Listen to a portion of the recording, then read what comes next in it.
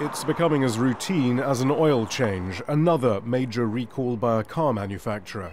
Toyota announced defects ranging from dangerous flaws in its airbag systems to defective windshield wiper motors.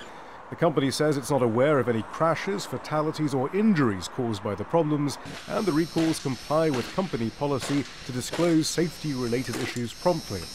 That's a policy that both Toyota and, more recently, GM have been found to have flouted in the past. Toyota paid a $1.2 billion fine for hiding defects in its cars, and more recently it's GM that's been under scrutiny. And a culture of cover-up that allowed an engineer at General Motors to lie under oath. Toyota insists the recalls are the result of long-standing investigations, and not because of the increased focus on the conduct of car companies.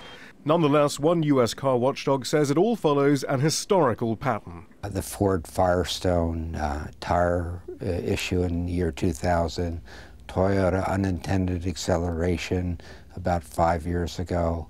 And each time, after the publicity died down, the auto companies went back to their same old ways of hiding defects. Ditlow says the cost of saving even $1 on a part, spread out over millions of vehicles over tens of years, has been too much for car companies to resist. But this time things may be different, because there's talk of actually prosecuting car company executives for wrongdoing. GM is under investigation by the Justice Department, and Toyota faces prosecution if it's found not to have met the terms of its billion-dollar settlement with the government. The Toyota criminal prosecution is a game changer.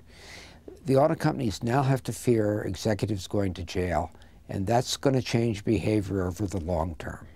Car safety regulation in the U.S. is largely a matter of trust. The budget for overseeing the safety of the U.S.'s 250 million cars has remained at $10 million since 2005. The number of regulatory investigators has been cut to some 51. So it will come as a relief if automakers decide that avoiding the cost of a cover-up is more important than maximizing their profits.